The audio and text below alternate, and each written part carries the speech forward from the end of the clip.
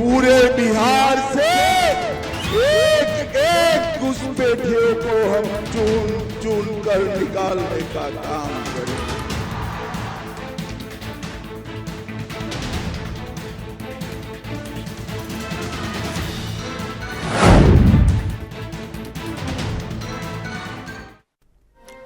नमस्कार, आप देख रहे हैं इंडिया वॉइस और मैं हूं आपके साथ पुष्पेंद्र चौधरी।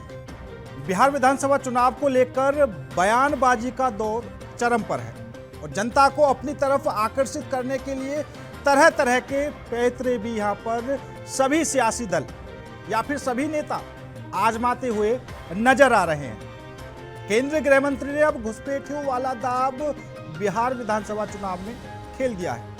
अब इस दाव से एनडीए को कितना फायदा होगा वो देखने वाली बात है। दूसरी तरफ कांग्रेस हो या फिर आरजेडी, वो भी अपने अपने तरीके से जनता को लुभाने की पूरी कोशिश करने से लगे हुए। पहले चरण का मतदान संपन्न हो चुका है और दूसरे चरण को लेकर प्रचार जोरों पर है। एनडीए और महागठबंधन वोटों की होड़ में एक दूसरे पर जमकर निशाना साध रहे हैं और केंद्रीय गृह मंत्री अमित शाह ने सुपौल और पूर्णिया की एक रैली में घुसपैठियों का मुद्दा उठाया। उन्होंने कहा कि क्या आप चाहते हैं कि बिहार का मुख्यमंत्री घुसपैठिए से तय हो। अमित शाह ने वादा किया कि एनडीए की सरकार बनी तो अगले 5 साल में सीमांचल और बिहार को घुसपैठियों से मुक्त कर देंगे। केंद्रीय गृह मंत्री अमित शाह ने कहा कि क्या आप चाहते हैं बिहार का मुख्यमंत्री घुसपैठी तय करें। उन्होंने राहुल गांधी पर भी निशाना साधा। उन्होंने कहा कि राहुल गांधी ने घुसपैठियों को बचाने के लिए घुसपैठिया बचाओ यात्रा निकाली। तमाम तरह के मुद्दे हैं, लेकिन आपको सुना देते हैं बयानबाजी क्या कुछ चल रही है। चल से घुसपैठिए को निकालना चाहिए या नहीं निकालना चाहिए? जोर से बोलो। घुसपैठिए को निकालना चाहिए या नहीं निकालना चाहिए? ये अभी राहुल बाबा और लालू का बेटा घुसपैठिया बचाओ यात्रा लेकर निकले थे। वो चाहते हैं कि सीमांचल घुसपैठियों का गढ़ बने, मगर सीमांचल वालों, मैं कहकर जाता हूं, न केवल सीमांचल, पूरे बिहार से एक एक घुसपैठियों को हम चुन चुन कर निकालने का काम करेंगे। भाइयों बहनों, ये घुसपैठिए हमारे युवाओं की नौकरी छीनते हैं, हमारे गरीबों के राशन से हिस्सा लेते हैं और देश को भी असुरक्षित करते। सीमांचल के पूर्णिया में पूरण देवी की भूमि पर बनमक्खी में आज कहकर जाता हूं, न केवल घुसपैठियों को निकालेंगे, उनका, अरे सुनो सुनो, उन्होंने जो अतिक्रमण किया है ये भी पूरा जमीन दोस्त कर कर सीमांचल की भूमि को नहीं, हम तो जनता पे विश्वास रखते हैं। मुझे मालूम नहीं उनके आंकड़े कहाँ से मिलते।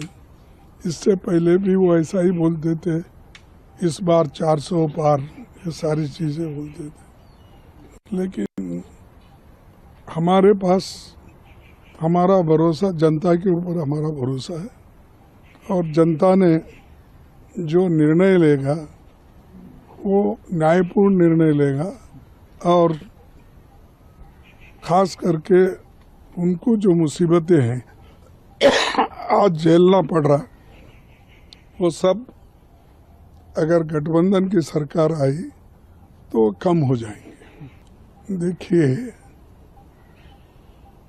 जंगल राज, ये बातें सब पुरानी हैं। अगर ये 20 साल में जंगल राज को खत्म क्यों नहीं किए, घुसपैठियों को क्यों नहीं निकाले, तो ये तो सेंट्रल गवर्नमेंट की फेल्योर है और राज्य सरकार किसका है। तो डबल इंजन की सरकार कहने वालों को मैं ये कहना चाहता हूँ कि तुम खुद ही हुकूमत करने वाले हो और तुम लोग अगर ऐसी बातें करते हो तो इसको कोई मानता नहीं। मुद्दा उठाया है बिहार विधानसभा चुनाव में और इस मुद्दे को लेकर वो विपक्ष को भी घेरते हुए नजर आए। उन्होंने यहां तक कह दिया कि राहुल गांधी घुसपैठियों का बचाव कर रहे हैं। उनके बचाव में राहुल गांधी ने और तेजस्वी यादव ने घुसपैठिया बचाओ यात्रा निकाली। तमाम तरह के बड़े बड़े आरोप बिहार विधानसभा चुनाव में एक दूसरे पर लगते हुए नजर आ रहे हैं और जो पहले चरण का मतदान प्रतिशत देखने को मिला वो भी अब तक के इतिहास में रिकॉर्ड तोड़ रहा। पहले चरण में जनता ने बढ़ चढ़कर मतदान किया और क्या कुछ किसको फायदा होगा वो भी आने वाले दिनों में पता चल जाएगा। लेकिन बिहार की सियासत, बिहार की राजनीति और विधानसभा चुनाव में जो सियासी सरगर्मी बनी हुई है, जो बयानबाजी बनी हुई है, एक दूसरे पर जो तीखे प्रहार किए जा रहे हैं, उससे कहीं ना कहीं जनता को अपनी तरफ आकर्षित करने की पूरी कोशिश की जा रही है। बेशक एनडीए के नेता हों या फिर महागठबंधन के नेता हों।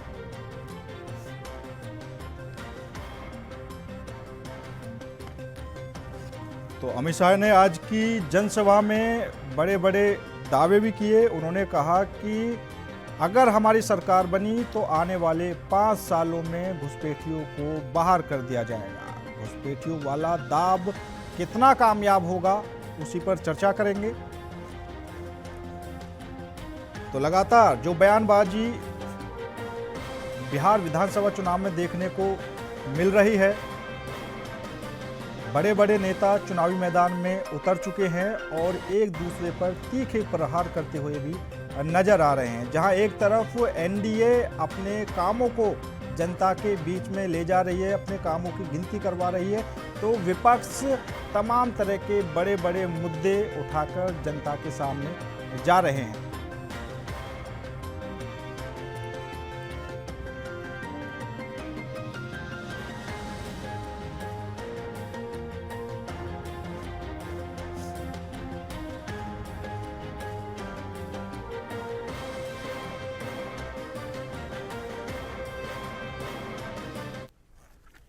तो आज इसी मुद्दे पर करेंगे चर्चा। चर्चा में शामिल होने के लिए हमारे साथ भारतीय जनता पार्टी से श्याम सलोने जी, कांग्रेस से मिलिंदी गोयल जी, जेडीयू से अभय विश्वास भट्ट जी और वरिष्ठ पत्रकार हेमंत गुप्ता जी हमारे साथ जुड़ चुके हैं।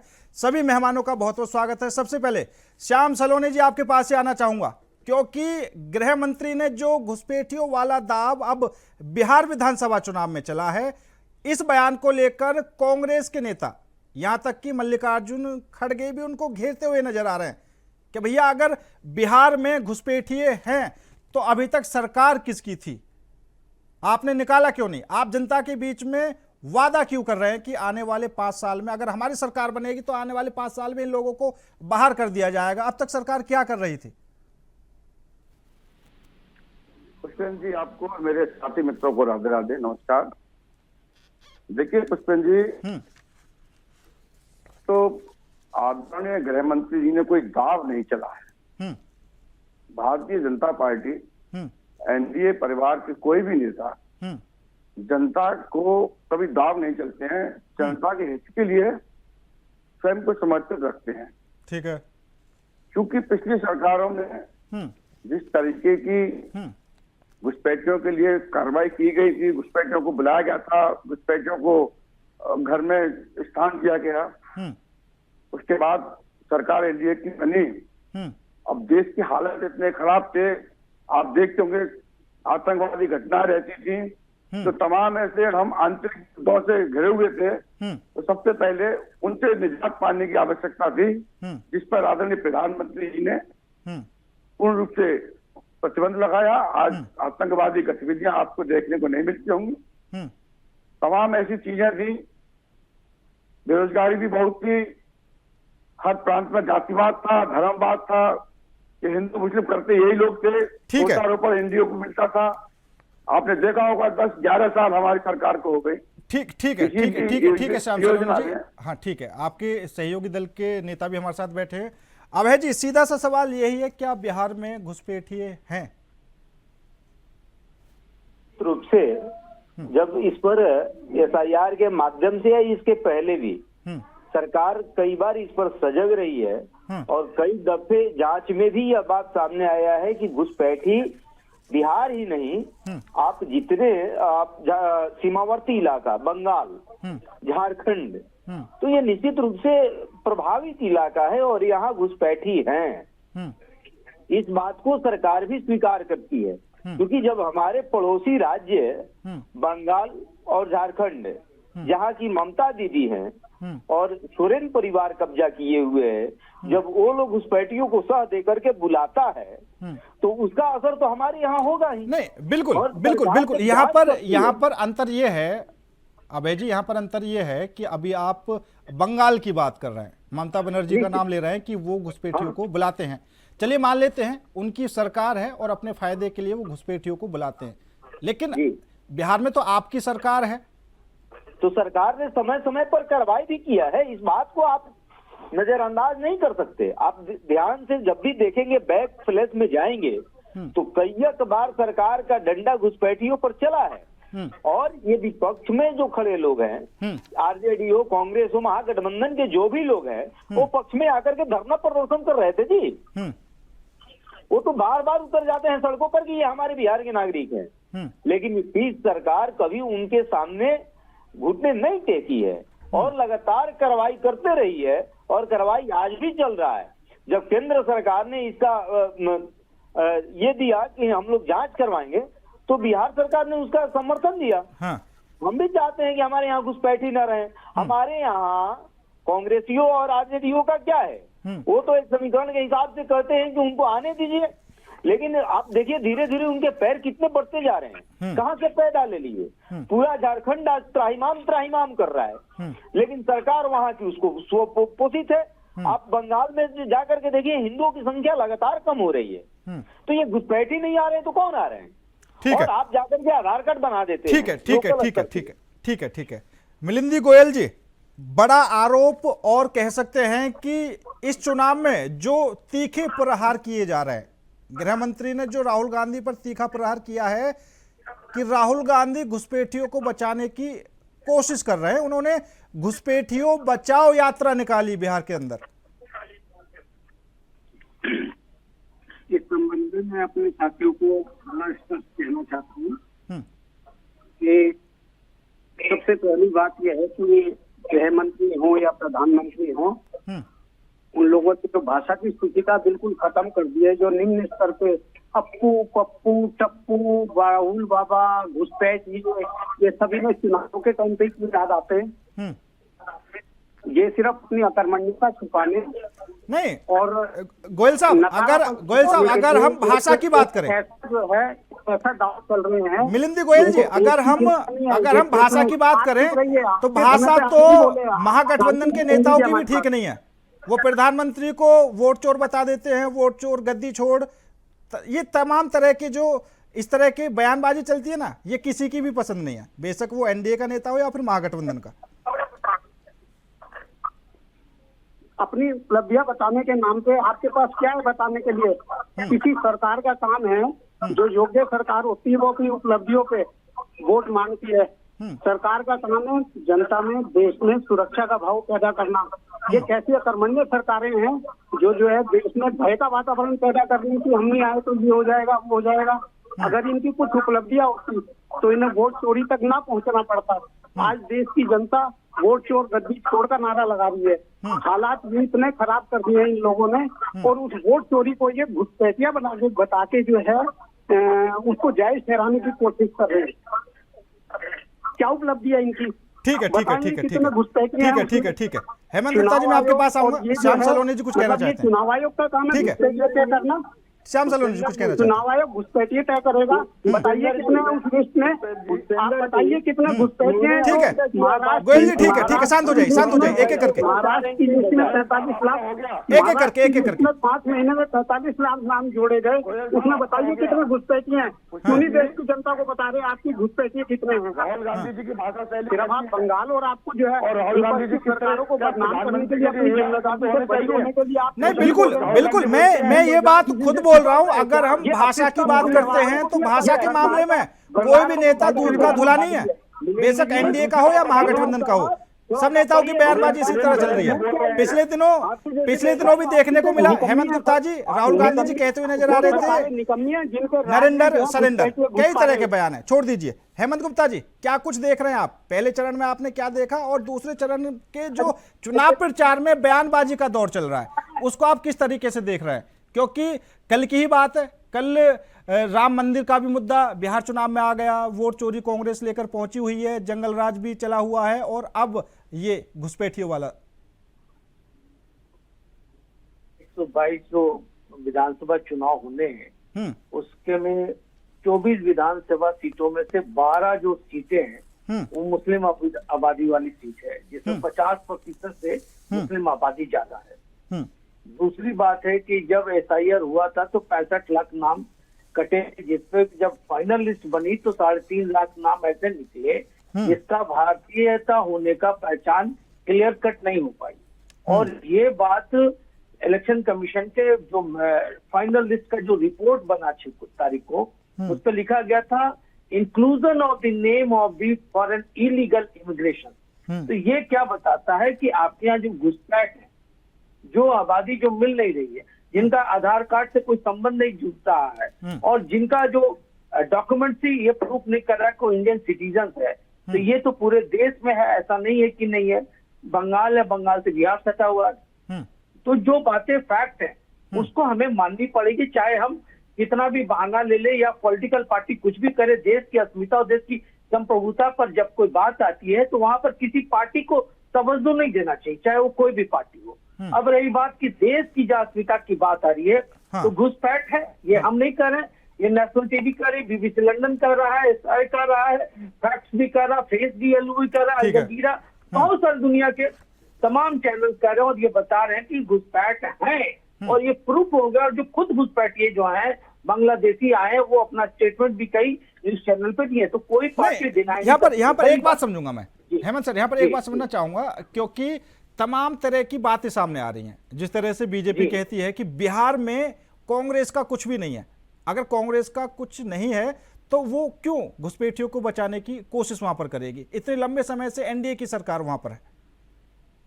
नहीं, ऐसा करना गलत होगा। बिहार में कुछ भी अगर कांग्रेस का नहीं है तो ये कैसे कर सकते हैं? आखिर मुस्लिमों की जो इतनी जो कई संस्थाएं बनी और कई उनको जो मुस्लिम पर्सनल लॉ और ये वक्फ बोर्ड ये जो बनाए हैं, वो इसी को ध्यान में रखे तो कांग्रेस काम की थी। जो संविधान विरोधी बातें थी वो फिर भी अमेंडमेंट करते हुए कांग्रेस ने किया। कांग्रेस हमेशा मुस्लिम परस्त रही है और बिहार में सबसे ज्यादा उन्होंने काम किया। तो कांग्रेस को ये कहना कि कांग्रेस नहीं काम की, कहना गलत होगा। लेकिन आज के दिन में जो मुस्लिम तुष्टीकरण की जो उनकी राजनीति थी, वो उनके पाले से निकलकर कहीं और शिफ्ट कर गई। जैसे राजद हो गया, ओवैसी हो गए, और भी तमाम पार्टियां इसमें जुट रही, उनके खाते में चली गई। अब इसको लेकर के इनकी हालत ये है, जैसे कहावत हिंदी में ना, सांप छुछुंदर वाली, गले की हंडी अपना निगलते बनती ना उगलते बनती। कांग्रेस की स्थिति वैसे हो गई है, ना इधर जा सकती है ना उधर जा सकती है। अब उसको किसी के साथ अलायंस होना है तो वो क्या करे? बड़ी पार्टी होते हुए भी क्षेत्रीय पार्टी के साथ जुड़ करके वो काम करिए। तो ये क्या साबित करता है कांग्रेस के बारे में कि कांग्रेस की स्टेटस वो अब नहीं रही जो पहले हुआ करती। ये पक्षपात की बात, ये फैक्ट्स की बात है। ठीक है, गोयल जी किसी भी बताइए कितने लोगों के साथ कितनी पार्टियों के साथ गठबंधन है, फिर वहां पे छाती ठोक के कहते हो एक अकेला सब पे भारी। आपकी कितनी पार्टियों से गठबंधन है? आपकी क्या स्थिति है? आप नहीं, यहाँ पर मिलिंद गोयल जी, यहाँ पर एक बात तो जरूर समझनी पड़ेगी। अभी आप बोल रहे हैं कि बीजेपी का कितनी पार्टियों के साथ गठबंधन है, लेकिन आप ये भी समझ सकते हैं कि बीजेपी उन सभी पार्टियों में सबसे बड़ी पार्टी है और हर राज्य में मजबूत भी है। लेकिन आप तो कहाँ, 1-2 राज्य के अलावा कहाँ मजबूत है? समस्या ये आ रही है। नहीं देखिए, ये राजनीति में उतार चढ़ाव करते रहते हो। आप ये बात कह सकते हैं कि जब इससे पहले किसी क्या स्थिति थी जहाँ पे इन लोगों ने गठबंधन को जहाँ इन्होंने गठबंधन को माउंट पार्टी को ये पीछे महाराष्ट्रवादी गोमांतक पार्टी से लेके आप अगर आप शुरुआत करें इस पार्टी को साथ दिया, उसको खत्म कर दिया। शिवसेना को देख लो, अकाली दल को देख लो, जदयू 2 बार इनके साथ महाराष्ट्रवाद या अंदर जाकर इनका अपना क्या अस्तित्व है, अपना क्या अस्तित्व है इनका। ठीक है श्याम सलोनी जी, आप एक बार बताइए, सबसे पहले बीजेपी की कितनी सीटें आती थी जदयू के बिना? कि एक अकेला सब पर भारी, बिल्कुल हम सही बोल रहे हैं। हमारे एनडीए के जितने भी घटक दल हैं, हमारे सारे के सारे घटक दल मोदी जी को नेता मानते हैं एनडीए का, और गर्व से कहते हैं कि मोदी जी हमारे नेता है। आपके दल क्या तेजस्वी यादव मानते राहुल गांधी को नेता? सीबीआई का खतरा है। क्या अखिलेश यादव मानते राहुल गांधी को नेता? ईडीओ क्या ममता बनर्जी मानते राहुल गांधी को नेता? मोदी जी को नेता मानते हैं। आपका कोई नहीं, अगर हम यहाँ पर अगर गोयल जी अगर हम सहमति की बात करें, गोयल जी अगर हम सहमति की बात करें, जो एनडीए के दल हैं, मेरे हिसाब से जब सीटों का बंटवारा हुआ शुरू में मनमुटाव चल रहा होगा, लेकिन लास्ट के समय में कोई भी दल ऐसा नहीं निकला जो नाराजगी जाहिर की हो जिसने। लेकिन आपका तो सीटों को बंटवारों को लेकर अभी तक स्थिति साफ ही नहीं हो पाई थी। राजनीति में अपने अपनी ताकत बढ़ाने का सबको अधिकार है। राजनीति सबसे बड़ा इंटेलिजेंस महत्वाकांक्षा है। आप इससे सवाल नहीं कर सकते। हर पार्टी ये चाहती है कि वो सबसे ज्यादा सीटें ले, है ना। और आप अगर ये कहें कि एकदम हाथे पे धकेल दिए दल को जो 30 साल से 35 साल से सत्ता से बाहर है, और वो एकदम जो है वो 243 सीटों पे चुनाव लड़ लेगा, ऐसा संभव नहीं है। आज बीजेपी भी इस स्थिति में नहीं है। ठीक है पुष्पेंद्र जी, बोलिए। पुष्पेंद्र जी, ये जो कह रहे हैं बिहार में महागठबंधन है, क्या आपको दिखा कहीं? पूरे बिहार में 10 सीट पर यह कह रहे हैं कि हम आपस में लड़ रहे हैं। 10 सीटों पर इनकी आपसी तालमेल में लड़ाई हो रही है, और बाकी ये प्रचार कर रहे हैं कि हम एक साथ हैं। ये कैसा गठबंधन है? 10 सीट पर ये कहेंगे कि राहुल गांधी चोर है। अगर वहाँ कांग्रेस ने भी प्रत्याशी खड़ा किया और आरजेडी ने भी किया, तो क्या आरजेडी वाले कहेंगे कि कांग्रेस वाले चोर हैं? ये तो कहना पड़ेगा इनको। और कांग्रेस वाले ये कह रहे होंगे कि ये लालू यादव चोर है। बाकी सीटों पर कौन सी फाइट होती है भाई? ये फ्रेंडली फाइट क्या है? नहीं, बिल्कुल ये तो समझनी पड़ेगी। अगर आप आपस में ही फ्रेंडली फाइट करने से लगे हुए हैं, तो आप फिर ये क्या देख रहे हैं कि जीतेगा कौन? अगर आपस में आप लड़ रहे हैं तो तीसरा तो जीतेगा ही जीतेगा। अगर इस फालतू छीटाकशी से घुसपैठियों का मुद्दा इन्होंने गला दिया। यही इन लोगों की आदत है कि एक काम करते वोट सोच के मुद्दे नहीं गोयल जी, बात ठीक है, आपकी बात ठीक है, आपकी बात ठीक है। एनडीए तरह तरह के मुद्दे लेकर आ रही है जनता को अपनी तरफ खींचने के लिए, लेकिन जो आप में कमियां हैं आप वो भी तो देखेंगे ना। जो घुसपैठियों में हिफायती है, बचाने के लिए रैली निकालता है। ठीक है हेमंत सर, कांग्रेस की स्थिति क्या कुछ देख रहे हैं आप बिहार विधानसभा चुनाव में? क्योंकि जो ये अभी बात कर रहे हैं फ्रेंडली फाइट में इनको नुकसान होगा या फायदा होगा? आप लोग घुसपैठी पर बात करेंगे? ठीक है, शांत हो जाइए।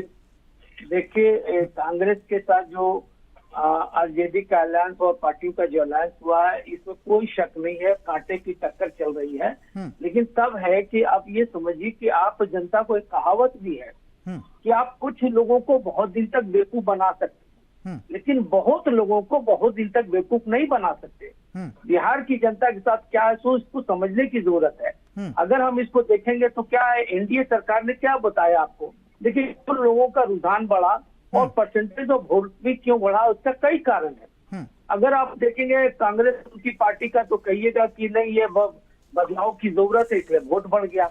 एनडीए का आप देखेंगे तो एनडीए क्या कहना चाहती है, भाई हम पिछले साल में 11 सालों में 1 करोड़ 17 लाख मतदाताओं माताओं को गैस कनेक्शन दिए, 5 वर्षों में 50 लाख नौकरी और घर देने का वादा किया। दीदी जीविका दीदी को 10,000 रुपये दिए। अगले 2.5 साल में दीदी के खाते में 2 लाख पहुंचाएंगे। आशा बहने माता दीदियों को मानधन पेंशन की योजना बनाएंगे। एनडीए सरकार में मिथिलांचल संस्कृति पर सम्मान करते हुए वो शारदा सिन्हा जी को पद्म भूषण दिया। मखाना बोर्ड की स्थापना की बात कर रहे हैं। सीतागढ़ में इन्होंने भव्य मंदिर का निर्माण किया, पुनौरा धाम बनाने की बात कर रहे हैं। बिहार में इथेनॉल प्लांट बनाने जा रहे हैं। 25 नई शुगर मिलें स्थापित करने जा रहे हैं। मधुबनी सुपौल में कोसी नदी पर देश का सबसे बड़ा पुल बनाने की बात हो रही है। सीमांचल का विकास होगा। अमित शाह पिरपैती में 29,000 करोड़ की लागत से निजी क्षेत्र का सबसे बड़ा पावर प्लांट बना रहे हैं। भागलपुर एयरपोर्ट पर कई उड़ानें लैंड करने जा रहे हैं। बिहार में जल्द डिफेंस कॉरिडोर बनने जा रहा है। सुरक्षा बलों के सुरक्षा उपकरण बनाए जाएंगे। ऑर्डिनेंस बनाया जाएगा। मिसाइल का निर्माण होगा। भागलपुर से सटे बांका, कटिहार, पूर्णिया, मधेपुरा, खगड़िया, मुंगेर जैसे जिलों में रक्षा उत्पादन। तो ये सारी बातें लोगों को क्या बिल्कुल ये तो है, ये तो है। लेकिन लेकिन अगर हम पहले चरण की बात करें, पहले चरण में जो बम्पर वोटिंग देखने को मिली, ये जो एनडीए का 10,000 वाला दाव है वो काम कर गया, एसआईआर काम कर गया, या फिर जो महागठबंधन ने 30,000 वाला दाव चला? देखिए, ये जो परसेंटेज है 30,000 वाला लोगों को बहुत इफेक्ट डाला है। हाँ। और जो नौकरी जो आरजेडी ने कहा है कि भाई हम हर एक घर को सरकारी नौकरी देंगे, ये लोगों की मानसिकता को बदलने का बहुत कारगर काम किया है। इसमें आप नहीं कह सकते कि आरजेडी का ये फॉर्मूला काम नहीं किया, बहुत कारगर काम किया और ये कांटे की टक्कर ले रही है। लेकिन दूसरी तरफ जो फैक्ट है लोगों को कि भाई कहना बड़ा मुश्किल है, कहना बहुत आसान है, करना बहुत मुश्किल है। लेकिन बीजेपी ने जो करके दिखाया है उस पर लोगों का फेथ भी है। इसलिए कह रहे हैं कि दोनों तरफ कांटे की टक्कर है। अभी ये चूंकि सीमांचल का जो वोट है, इस पे जो अमित शाह ने सगुफा दिया है कि घुसपैठियों को हटाएंगे, अगर वाकई घुसपैठिए से यहाँ इफेक्टिव नहीं होता है जो 12 जिले हैं, तो आप ये समझिए कि फिर एनडीए अपने तरफ ले जाएगी इसको।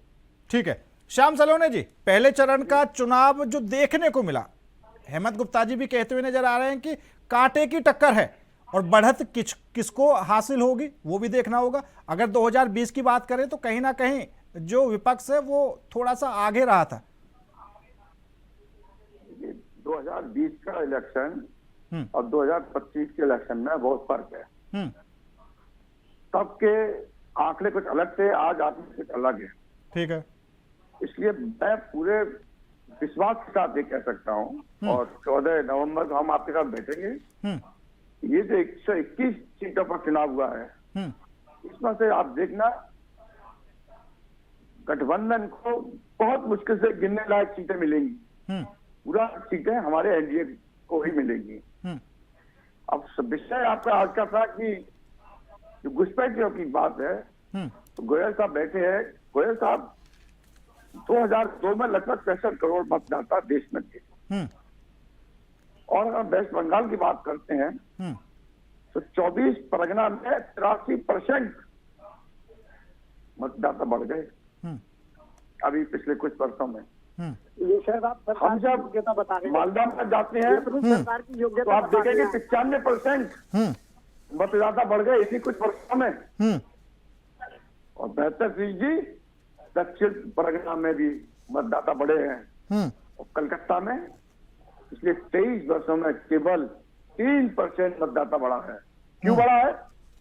क्योंकि कलकत्ता में जुलून चल रहा है और जहाँ सीमांतर है, जहाँ पर मुस्लिम है, जहाँ से आप ला सकते हो, तो ममता दीदी ने क्या किया है, अपने स्वार्थ के लिए उन्होंने पूरे कलकत्ता को गिरवी रख दिया है। और वही बांग्लादेशी कलकत्ता से बिहार में आते हैं, बिहार से यूपी में आते हैं, यूपी से दिल्ली में बच जाते हैं और पूरे देश में फैल करके अपना पकड़ जाल फैला रहे हैं।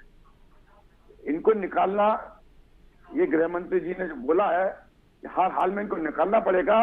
और जब भी इनको निकालने की बात श्याम सलोने जी, ये जो बोलने वाली स्कीम है, क्योंकि कुछ बातें तो ऐसी हैं जिनको मान लेते हैं, जैसे 2026 तक छत्तीसगढ़ को नक्सलवाद करने के लिए गृह मंत्री जी ने बोला था, वो लगभग हो चुका है।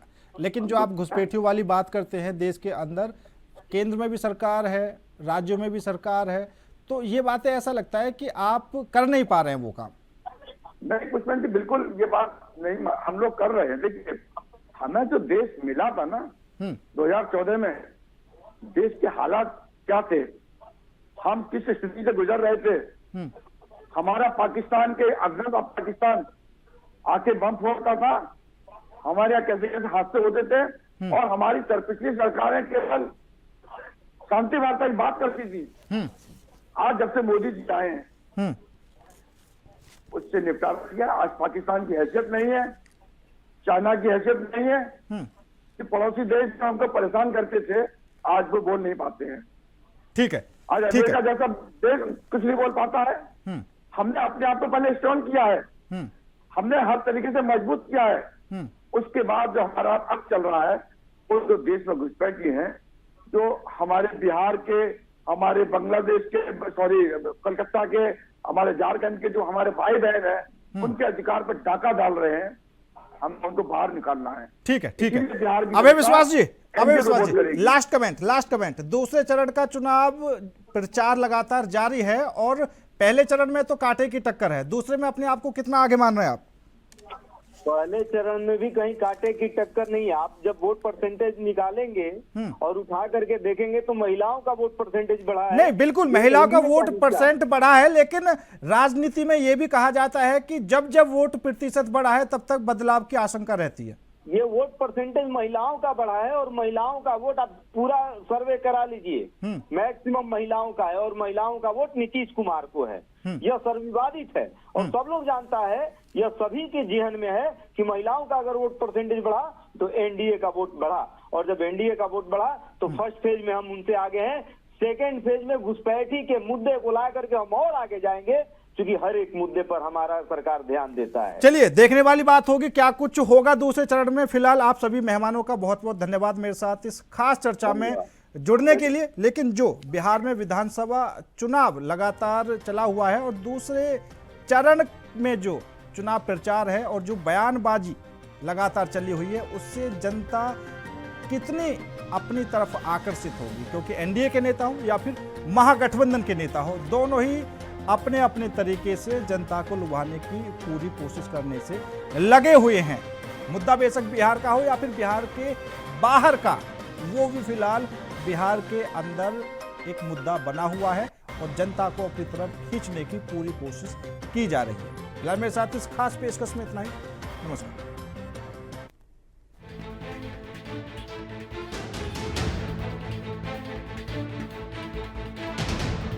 पूरे बिहार से एक एक घुसपैठियों को हम चुन चुन कर निकालने का काम करें।